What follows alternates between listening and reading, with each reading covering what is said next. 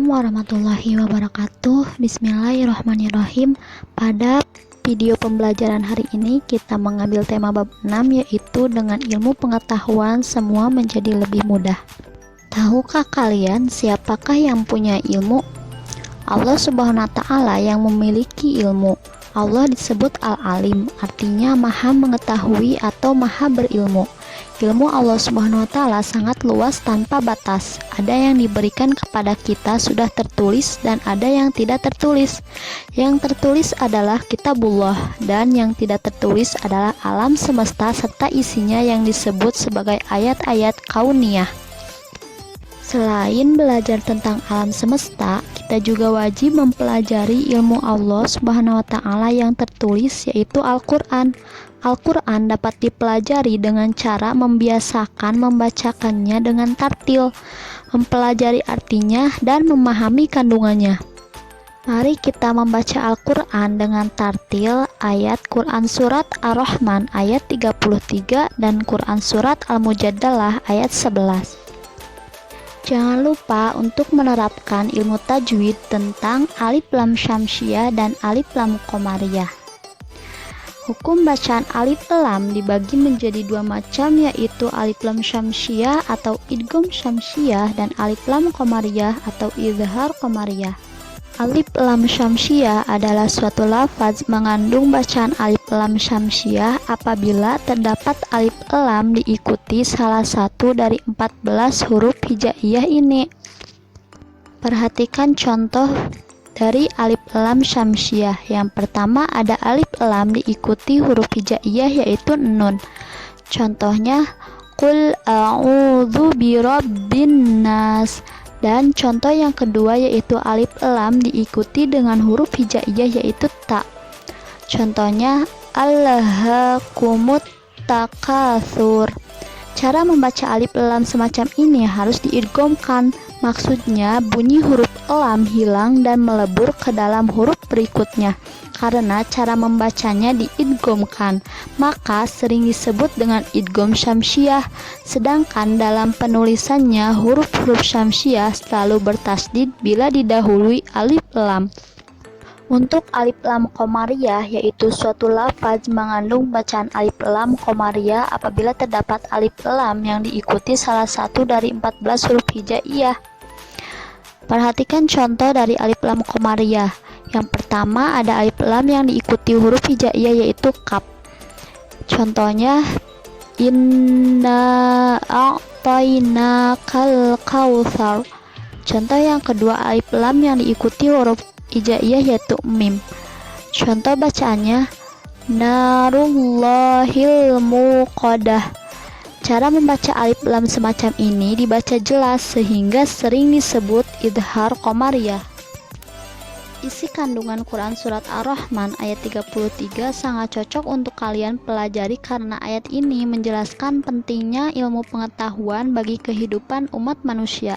Dengan ilmu pengetahuan, manusia dapat mengetahui benda-benda langit. Dengan ilmu pengetahuan, manusia dapat menjelajahi angkasa raya. Dengan ilmu pengetahuan, manusia mampu menembus sekat-sekat yang selama ini belum terkuak.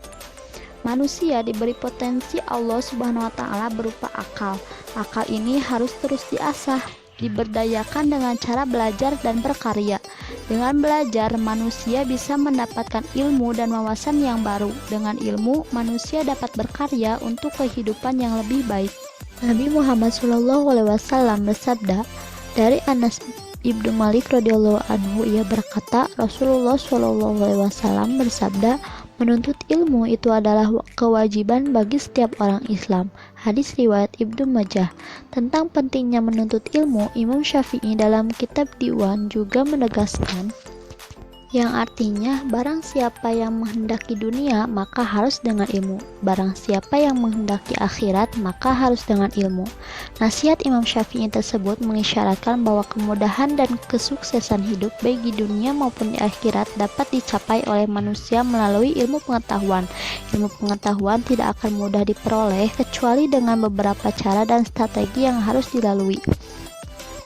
Dalam hal ini, Imam Syafi'i dalam kitab Diwan menegaskan yang artinya, saudaraku, engkau tidak akan mendapatkan ilmu kecuali setelah memenuhi 6 syarat, yaitu kecerdasan, kemauan, kesungguhan, perbekalan yang cukup, dan kedekatan dengan guru dalam waktu yang lama. Ungkapan Imam Syafi'i tersebut penting diketahui oleh orang-orang yang sedang asyik menuntut ilmu. Cara ini perlu dilakukan agar berhasil.